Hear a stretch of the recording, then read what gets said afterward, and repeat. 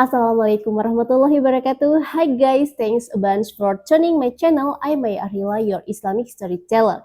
Today, I'm going to take you on a journey through stories of lake, river, and seas that are deeply connected with Islamic history, the lives of the Prophet, and even the sign of the ends of times. The stories I share are taken from authentic sources like Al-Quran, Hadith, and Islamic historical records.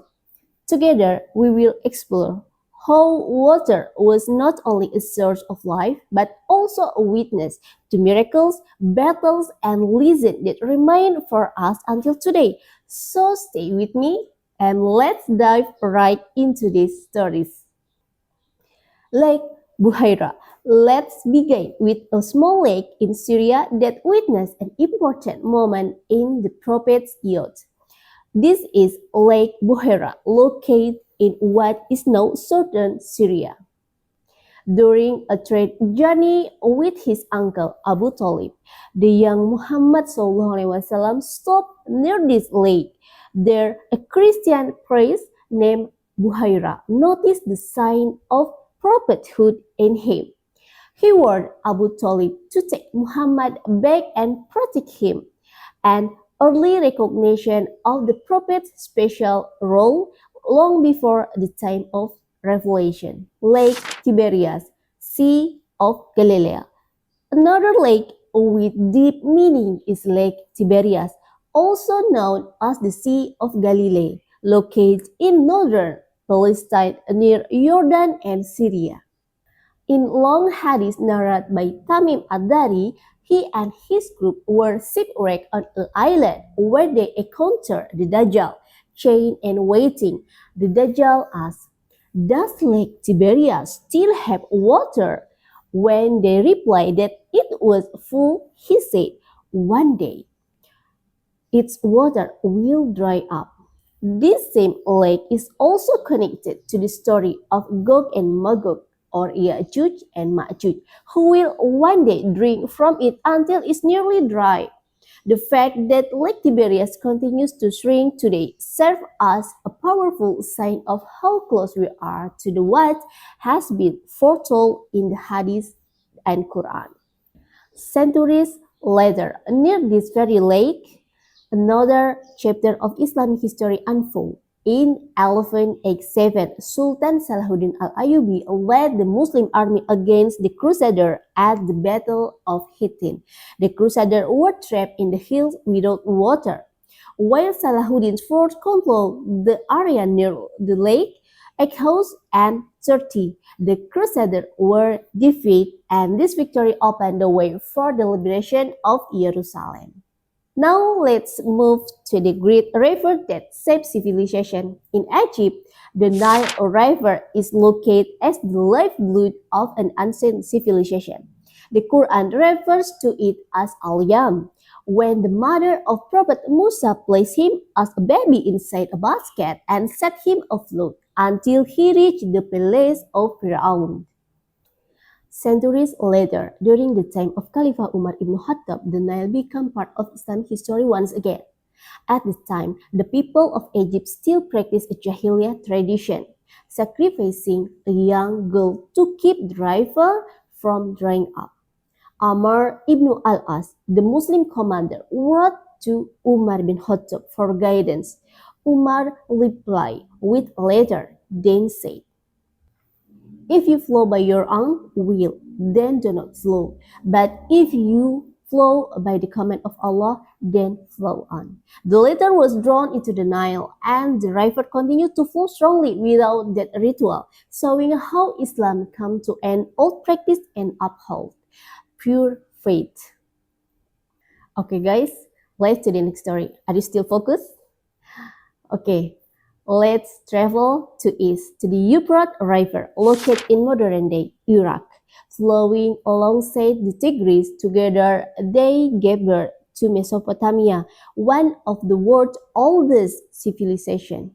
But the Euphrates hold very special stories. The Prophet Muhammad SAW foretold that one day this river would uncover a mountain of gold. He warned that whoever is present should not take anything from it because it would cause great conflict. In fact, he said a war would break out in which 99 out of every 100 people would be killed. The Euphrates was also the witness to painful event in Islamic history, the Battle of Siffin, and later the tragedy of Karbala, when Hussein ibn Ali and his family were denied access to its water by the army of Yazid bin Muawiyah. From here, let's move to the north, to the Yarmuk River, located on the border of Jordan and Syria. Near this river, the Battle of Yarmuk took place, where the Muslim army under Khalid bin Walid faced the powerful Byzantine force. Against all odds, the Muslims achieved a decisive victory. This victory opened the way for the conquest of Al-Sham, Greater Syria, and allowed Islam to spread widely across the region. The Dead Sea. Next, we arrive to the Dead Sea, located between Jordan and Palestine, in the very region where the people of Prophet Lut, known as the people of Sodom, once lived. They were infamous for crossing all boundaries of morality and humanity. Maybe I think you know what I mean. When they reject the message of Prophet Lut, Allah destroyed them, leaving their land in ruins. The Dead Sea is unique. Its water is so salty that no fish or plants can survive in it, and every year it continues to shrink.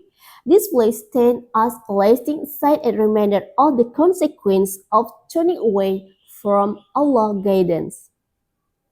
Okay, let's keep going on the most important sites in Islamic history in the Red Sea, located between Egypt and the Arabian Peninsula. It was here that the great miracle of Prophet Musa (AS) took place. Allah commanded him to strike the sea with his staff, and as described in Surah As-Surah, chapter 26, verse 63.